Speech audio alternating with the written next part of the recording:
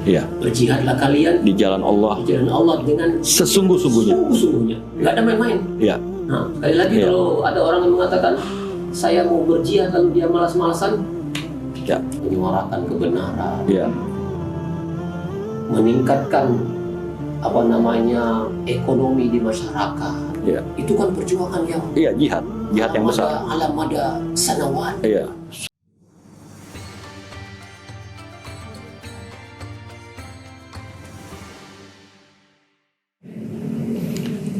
Assalamualaikum warahmatullahi wabarakatuh. Pemirsa, sahabat Ganjar, Islami dimanapun berada, alhamdulillah, segala puja dan puji bagi Allah Subhanahu wa Ta'ala, pencipta alam semesta ini, serta tak luput salawat dan salam kepada baginda kita Nabi Muhammad Sallallahu Alaihi Wasallam. Alhamdulillah siang ini kita bisa berkumpul kembali, bisa jumpa lagi menyapa pemirsa sahabat Ganjar Islami dimanapun berada, tentunya dengan topik-topik keislaman yang aktual saat ini. Alhamdulillah terkait akan hal itu, di tengah-tengah kita telah hadir seorang narasumber yang tidak asing lagi bagi kita. Beliau adalah Ustadz Mustaqim Hayati, yang kebetulan beliau juga adalah teman saya dulu waktu kuliah di luar, dan sekarang beliau aktif sebagai dosen pengajar di salah satu kampus Islam Jakarta. Beliau juga aktif di DPP Asosiasi Mubalik dan Mubalighah Indonesia. Di tengah-tengah kesibukannya juga beliau salah satu dosen di institut juga di Ponpes, Pondok Pesantren Nurul Amanah. Di samping itu secara skop internasional beliau juga aktif sebagai Sekretaris Jenderal ASEAN Mini Football Confederation. Jadi alhamdulillah, insya Allah di kesempatan ini kita bisa lebih lagi menggali, mengambil manfaat dari keilmuan beliau. Yuk, mari sama-sama kita sapa beliau. Assalamualaikum warahmatullahi wabarakatuh, Ustadz Mustaqim. Assalamualaikum warahmatullahi wabarakatuh. Masya Allah, ahlan wa sahlan. Udah lama Lama. Kita dulu masih ABG kenal. Sekarang udah angkatan babe gue. Sekarang udah sekian tahun, alhamdulillah kita masih tetap silaturahmi sehingga kita bisa duduk bareng-bareng lagi di sini. Alhamdulillah. Terakhir kita ketemu di Mojokerto ya. Mojokerto. Nah, Ustadz. Jadi Ustadz, kita di sini ada beberapa tema siang ini Ustadz. Salah satunya sudah kita pilih untuk membahas. Tema ini kadang-kadang suka disalah artikan Ustadz oleh masyarakat atau oleh orang-orang, suka disalah artikan. Dalam artian terkadang orang yang basicnya tidak kuat suka dipelintirkan dengan maksud-maksud tertentu Ustadz. Maksud tertentu yang tentunya itu nanti akan mengakibatkan fatal, bahkan merugikan kebernegaraan kita, kebangsaan kita, Ustadz. Tema tersebut adalah yang akan kita bahas, yaitu jihad politik demi kemaslahatan umat, Ustadz. Jadi Ustadz, jihad secara bahasa dapat diartikan sebagai sebuah usaha. Ya ini ijtihada yajtahidu. Ya ini sebagai usaha pribadi dengan seluruh daya dan raga untuk mencapai sebuah kebaikan. Jihad itu. Di zaman Nabi dan para sahabat, istilah ini erat kaitannya dengan upaya untuk membela agama Islam. Di zaman Nabi saat itu, tentunya konteksnya adalah penyebaran Islam yang dengan masih banyaknya serangan-serangan dari luar sehingga peperangan, maka muncul istilah jihad. Tapi pada saat itu dengan kondisi sekarang kan berbeda. Negara kita aman, ya kan, tidak ada serangan dari luar. Jadi upaya untuk membela agama Islam dengan mengorbankan seluruh harta benda, jiwa raga dalam melawan orang-orang kafir yang ingin menghancurkan Islam pada saat itu. Kita akan membahas lagi nanti lebih detailnya Ustadz. Nah, untuk masa sekarang istilah jihad identik dalam kesungguhan untuk memperjuangkan kebaikan. Karena negara kita negara aman, kita tidak dijajah secara akidah, apakah bisa dikatakan jihad ini adalah untuk memperjuangkan kebaikan? Tentunya nanti kita akan bahas lebih dalam lagi. Tak terkecuali dalam konteks berpolitik. Nah, dalam konteks berpolitik dan bertata negara, jihad dalam politik dapat dimaknai sebagai upaya untuk meningkatkan kemaslahatan masyarakat. Jadi dia berusaha, berupaya jiwa raga dalam politik untuk kemaslahatan masyarakat dan meningkatkan kebersamaan serta melindungi mereka dari ancaman kekufuran. Tentunya kekufuran juga tanda kutip di sini. Kekufuran itu apa? Nanti kita bisa bahas lagi lebih dalam. Sebagaimana yang kita ketahui juga, Ustadz, pasangan Ganjar Mahfud merupakan dua tokoh yang saat ini sedang berjihad. Kalau kita ingin katakan, sedang mengupayakan daya upayanya bersungguh-sungguh untuk dapat menciptakan kebaikan, kemaslahatan bagi bangsa Indonesia dan bagi rakyat Indonesia pada umumnya. Jadi sedang berjihad guna membawa masyarakat Indonesia ke arah yang lebih baik, ya kan? Keduanya juga dikenal sebagai tokoh yang Islami, sehingga membuat keduanya mengedepankan nilai-nilai keislaman dalam segala pikiran, upaya, dan tindakan. Oleh karena itu, Ustadz, pembahasan kita siang ini terkait dengan hal tersebut yang tadi saya jabarkan di atas sebagai sebuah mukadimah. Kita juga ingin mengambil sebuah pandangan dari antum sebagai seorang yang istilahnya sudah tidak asing lagi di dalam dunia keislaman sebagai dosen, tentunya juga dulu kuliah keislaman dari pesantren segala macam. Kita ingin menanyakan kepada antum, bisakah antum jelaskan apa yang dimaksud dengan jihad secara detail, Ustaz? Fadol, silakan. Bismillahirrahmanirrahim. Alhamdulillahirabbil alamin wa wassalatu wa taslim ala sayyidina Muhammadin wa ala alihi wa sahbihi ajma'in. Ibna yang saya hormati dan sahabat Ganjar yang berada. Nah, jihad dalam bahasa Arab itu berasal dari kata jahadan. yujahidu. Mujahadan. Jihad. Jihadan. Jadi secara bahasa dia diartikan sebagai berjuang. Betul. Bekerja keras. Sungguh-sungguh. Ya. Itu secara bahasa. Sehingga kalau kita lihat lagi dalam ilmu sorof, kita di pesantren diajarkan jahada itu timbangan katanya adalah Fa'ala, wazan, fi'il. Naam. Qatalah. Naam. Jadi ada timbal balik. Iya. Tidak interaksi Iya. satu sama lain. Betul. Jadi ketika ada orang berbicara tentang jihad, jangan berandai-andai bahwa seakan-akan dia berada di kamar. Di kamar itu bau wangi, indah, tidak ada lawan, tidak ada tantangan. Salah. Betul. Keluar dia dari medan itu. Iya. Jihad pasti ada lawannya. Iya. Pasti ada tantangannya. Iya. Interaksi. Iya. Dan pasti ada sesuatu yang harus Anda korbankan. Iya. Ketika Anda sudah mengikrarkan diri mau berjihad. Iya. Kalau tidak, buang kata-kata jihad dari pikiran Betul. Anda. Iya.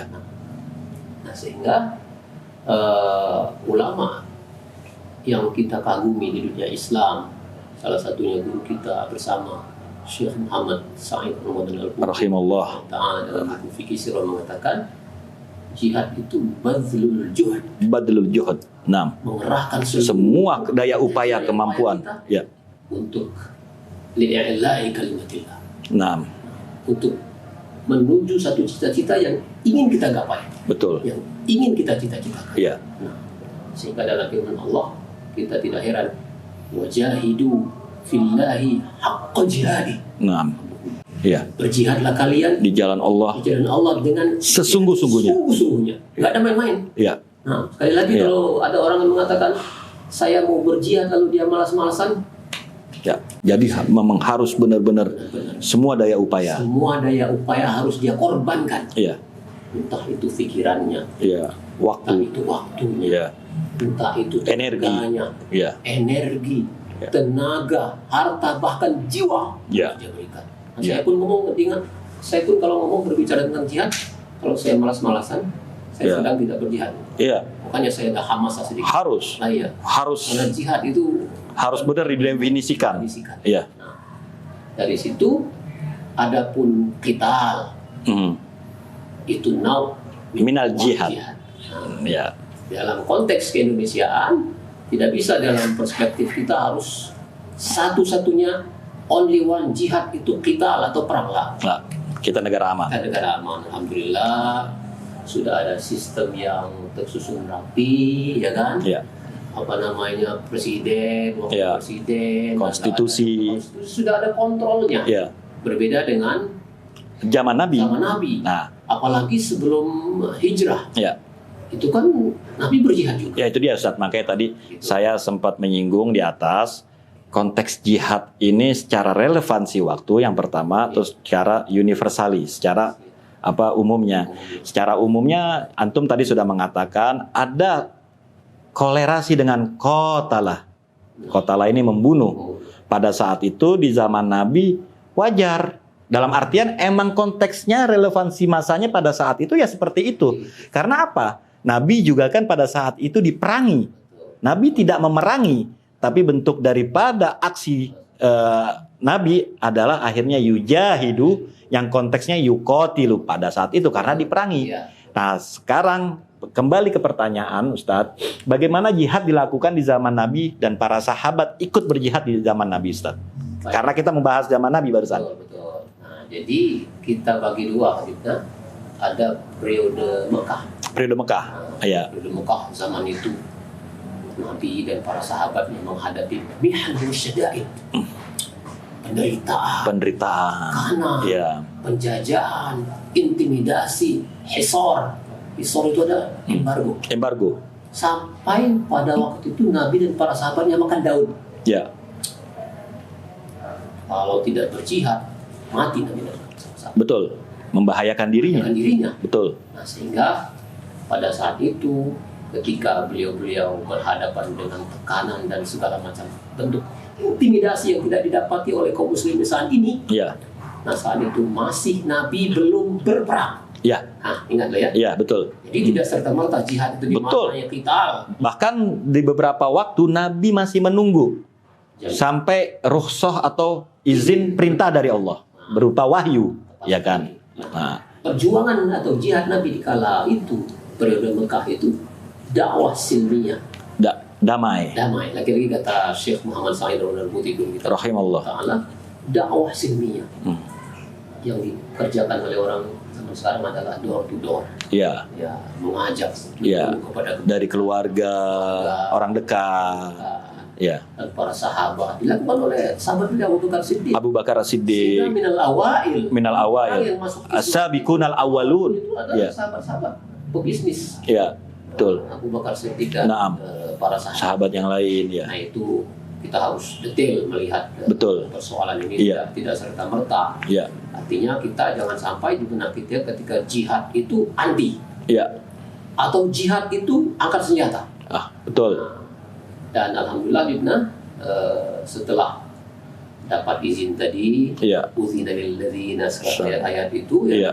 baru setelah beliau Rasul pun bijak di dalam bergerak dalam Iya. jihad itu, tidak apa namanya main sikat, Iya. penuh dengan perhitungan. Iya, serta merta gitu. Penuh Betul. dengan perhitungan. Iya. Setelah wabak istiqrar fil Iya. Madinah Munawwarah, Iya. katanya, Iya. baru jihad namanya, sesuai dengan masa Wah. senjata dengan Senjata. senjata Bil quwwah. kuah. Nah, Iya. itu Dengan kekuatan. dengan kekuatan. Setelah di Madinah. Di Madinah. Iya. Di Mekah kita tahu semua Iya. berapa tahun beliau. Iya. Namanya, ada peristiwa-peristiwa yang kita membuat nangis lah ya. Iya. Ada Ahad Bilal bin Rabah segala macam. Iya. Sumayyah. Sumayyah, segala macam. Bilal. Bilal dan segala macam itu Iya. belum ada perlawanan yang berarti yang Iya. diberikan oleh Rasulullah SAW. Iya. Nah, Betul. ini artinya sekali lagi jihad yang dilakukan oleh Nabi SAW itu pertama dakwah silmi, Iya. menyeru kepada kebenaran Iya. dengan cara silmi, damai, Iya. kan ya. Dan ketika memang beliau ditindas semakin menjadi-jadi, Ya. Posisi beliau sudah ada tempat yang mustaqir di mana Betul. Ngorok. Lalu setelah itu Ya. jihadnya dalam bentuk yang Betul, Masya Allah pemirsa ya. Jadi barusan dibagi sama Ustadz Mustaqim bagaimana keadaan pada saat itu, keadaan di Mekah, keadaan di Madinah. Ketika keadaan di Mekah, Rasul masih memikirkan apa istilahnya keamanan dirinya, keamanan keluarganya, keamanan pengikut-pengikutnya yang sudah beriman pada saat itu, sehingga Rasul menempuh metode jihad itu adalah dengan cara silmi, dengan cara damai. Karena pada saat itu fokus atau target jihad Nabi Muhammad pada saat itu adalah bagaimana caranya misi Allah ini sampai. Oke. Ya kan? Iya. Misi Allah ini sampai akhirnya beliau melakukan cara-cara damai karena beliau tahu pada saat itu kondisinya masih belum memungkinkan. Di sisi lain perintah misi Allah ini harus menyebar, tapi di sisi lain beliau juga tahu kekuatan masih belum ada bagi dirinya, apalagi bagi pengikutnya, ya sahabat-sahabat yang lain. Adapun ketika di Madinah, metode jihad lah itu juga berbeda. Karena yang harus kita pahami di sini, kita jangan terkecoh. Jihad itu berarti perang. No, ya kan? Jihad itu pada waktu itu adalah semua daya badlul juhud Rasulullah, semua daya upaya Rasul pada saat itu untuk menyampaikan misi Allah, bukan untuk berperang gitu loh, kalau kita bisa simpulkan Ustadz ya. Jadi itu metodenya pun beda-beda. Tapi ketika Rasul pindah ke fase Madinah, periode Madinah, metodenya beda lagi karena sudah kuat, sudah dapat pertolongan dari Ansor pada saat itu, sudah kuat. Siapapun yang menyerang, Rasul akan membalasnya dengan kekuatan karena pada saat itu sudah kuat dan tetap misi risalah ilahi ini harus sampai. Itu jihadnya gitu loh. Bukan kayak kita sekarang jihad langsung perang-perang, enggak, no, ya kan? Jadi barusan sudah dijelaskan oleh narasumber Ustadz Mustaqim bagaimana strategi, fokus, tujuan Rasul untuk menyampaikan misi. Jihad di sini adalah menyampaikan misi Allah Subhanahu wa taala. Jadi Ustadz di samping itu semua, terus juga ada sebuah pandangan tentunya yang beredar di Indonesia, Ustadz. Kita tahu sebelum-sebelumnya yang seperti tadi awal saya bilang, pemaknaan jihad tersendiri pun di Indonesia masih rancu. Apalagi kaum-kaum yang masih minim pengetahuan Islamnya atau akidahnya. Sangat mudah sekali di brainwash untuk jihad. Terjadilah aksi-aksi teroris atau yang lainnya yang tentu ini sangat berdampak buruk bagi maslahat dan kehidupan di Indonesia, Ustadz. Jadi bagaimana sih Ustadz kita dapat memaknai jihad saat ini dalam konteks kehidupan berbangsa dan bernegara, Ustadz? Baik, kita sekali lagi ada wasilah, ada ghoyah. Wasilah dengan cara apapun dia berubah. Iya. Strategi namanya. Iya, wasilah itu berarti sarana atau way, cara. way. Oke. Speaking English juga Ustaz ya? Iya. Ada bos kita Iya, English juga. speaking English ya. Jadi, nah ada pun ghoyah, Tujuan. itu harus dengan cara yang berbeda-beda. Nah, dalam kondisi kita saat ini, alhamdulillah negara kita sudah aman. Kita sudah diringankan oleh banyak hal untuk tidak mengangkat senjata. Betul. Sebagai ganti itu semua, setiap individu punya medan, punya cara untuk melakukan jihadnya masing-masing. Saya sebagai dosen misalkan, di pesantren dipanggil kiai sama santri-santri saya. Betul. Jihad saya terus membaca. Jihad saya terus menelaah. Betul. Jihad saya terus untuk belajar. Sementara yang berada di posisi-posisi tertentu, misalkan entah itu di pemerintahan, di masyarakat, berjihadlah dengan caranya masing-masing. Betul. Menjadi yang terbaik di tempatnya. Nah, itu dia makanya. Pertanyaan ini muncul bagaimana selayaknya para pemimpin bangsa atau para pemuka bangsa berjihad untuk maslahat bangsa ini dan negara ini, Ustaz. Ya, jadi begitu. Kita berperan dan berjihad di tempat dan tugas kita masing-masing. Betul. Ya. Kalau yang di pemerintahan berjihadnya dengan berlaku jujur, Iya. dengan membangun sebaik-baiknya negeri ini. Iya. Jangan sampai negeri kita terbelakang. Iya. Jangan sampai akibat keterbelakangan, akibat minimnya dan kendornya jihad para orang-orang yang berada di pemerintahan, sehingga orang-orang Indonesia kalau mau liburan ke negara lain, Iya. rugi kita. Betul. Cukuplah dengan kesalahan-kesalahan masa lalu. Iya. Kita perbaiki itu semua Iya. dengan berjihad di Iya. tempat dan posisi kita Iya. masing-masing. Iya. Jadi kita kembali lagi Ustadz. Jadi berjihad dalam konsep sebuah negara, tentunya hal ini adalah yang diemban oleh para pejabat publik atau para pemimpin adalah bagaimana ya kan beliau bisa menyetarakan keadilan. Betul. Beliau bisa mensejahterakan ekonomi. Ini kan secara bernegara. Di sisi lain Ustadz, negara ini kan adalah bentukan dari sekumpulan orang yang beraspirasi, yang berjihad, yang berijtihad, ya kan?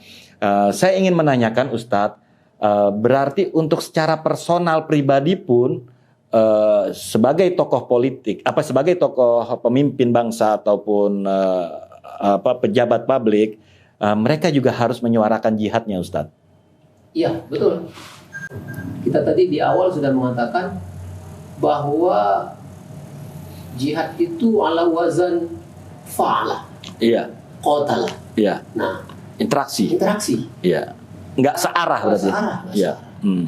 Dan jangan harap orang-orang yang sudah di posisi jabatan tertentu pun berharap setelah dia menyuarakan jihadnya, dia berada dalam posisi aman. Tidak. Iya.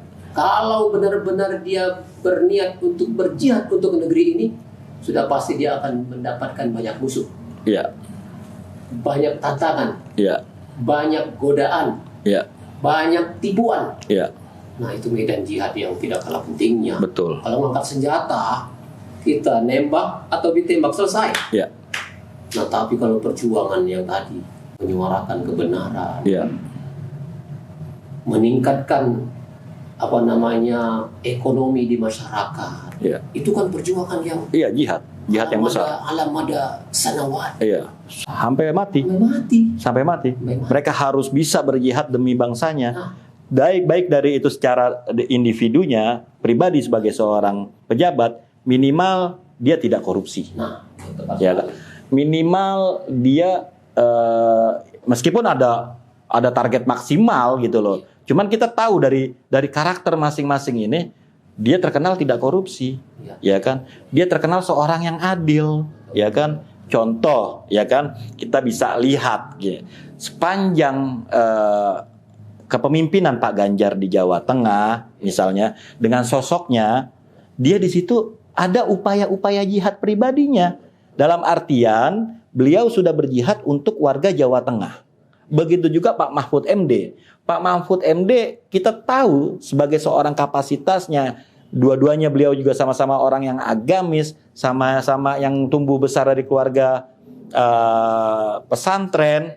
Terus di sisi lain juga pakarnya di bidang masing-masing. Pak Mahfud, beliau pakar dalam hukum. Dan sekarang beliau sudah sampai pada posisi puncak. Menteri Menko, bukan hanya Menteri Menko. Karena apa? Tentunya dipilih dilihat dari track recordnya, orang yang adil, orang yang jujur, ya kan? Makanya Ustadz, kita juga ingin menanyakan bagaimana, itu kan tadi pandangan sekilas dari saya tentang Pak Ganjar dan Pak Mahfud. Saya juga ingin menanyakan pandangan antum melihat sepak terjang Pak Ganjar dan Pak Mahfud sebagai pejabat negara dalam kaitannya dengan upaya jihad. Baik, kita pertama la nuzakki 'alallahi ahad. Nah, betul. Ya, jadi kita sebagai manusia biasa nahkumu bil zawahir. Bidawahir, Ya. luarnya.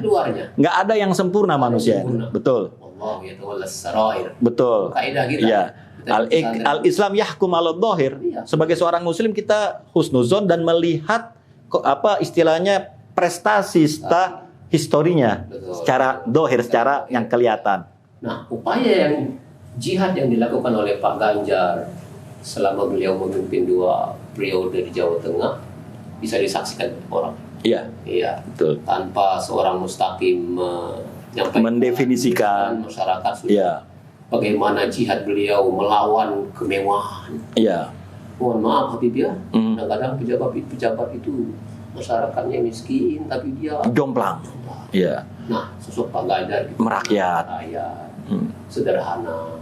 Mudah buat ditemuin siapa aja. Orang demo ngamuk-ngamuk, beliau turun nanya apa permasalahannya, akhirnya merasa didengari gitu ya. Merakyatnya Masya Allah, itu sesuatu yang mahal, mahal. yang Ya. mudah-mudahan saya berharap bisa dipertahankan. Iya, insya Allah.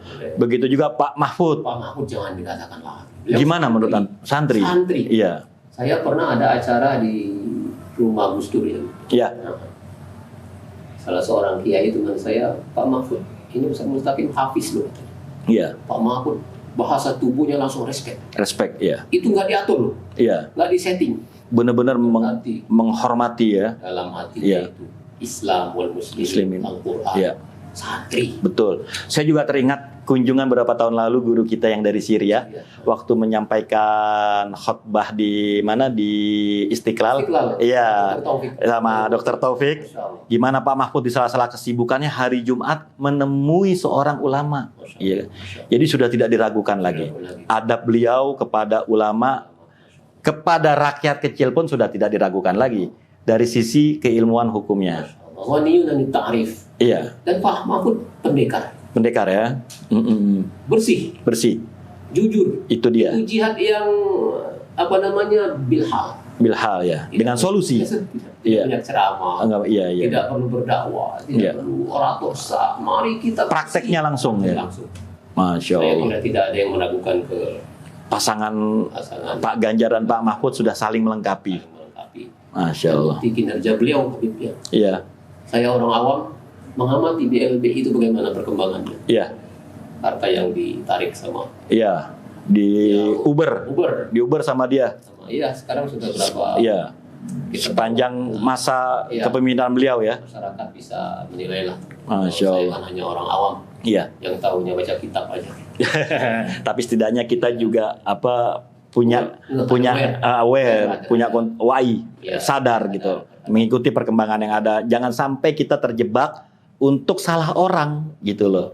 Makanya salah satunya adalah pencerahan-pencerahan seperti ini adalah untuk mengedukasi Ustadz. Siap, siap. Alhamdulillah pemirsa, kita sudah di penghujung acara. Dari awal untayan-untayan keilmuan yang disampaikan oleh Ustadz Mustaqim sangat-sangat bermanfaat. Bagaimana beliau mendefinisikan jihad, jahadayu, jahidu, ya ini badlil juhud, mengupayakan semua daya upaya untuk sisi-sisi positif, kepentingan, maslahat bagi umat Indonesia dan bagi rakyat Indonesia pada umumnya, pemirsa. Tadi juga sudah dijelaskan bagaimana jihad di zaman Nabi, metode-metode Nabi seperti apa. Jihad itu adalah bukan hanya sebatas yukotil, tapi kalau yukotil itu ketika kita ada serangan dari orang, membunuh, itu ada serangan, kita aman. Jadi bentuk jihad di sini adalah bagaimana kita merapikan bangsa negara ini melalui pilihan-pilihan yang kita amanatkan kepada pemimpin-pemimpin yang tentunya pemimpin tersebut adalah memikirkan bagaimana caranya kebaikan, kemaslahatan bagi negara ini. Tadi itu sudah panjang lebar, alhamdulillah kita betul-betul mendapatkan pencerahan pada siang ini dari Ustadz Mustaqim. Masya Allah, jazakumullah khairul jaza Ustadz Mustaqim. Kita betul-betul ngambil manfaat banyak dari antum secara pencerahan, secara definisi dan banyak yang tadi kita bahas. Semoga antum tetap sehat terus, sukses terus, bisa berdedikasi, bisa berkhidmat kepada dunia pesantren, dunia kampus, ataupun juga di organisasi-organisasi masyarakat lainnya, Ustadz.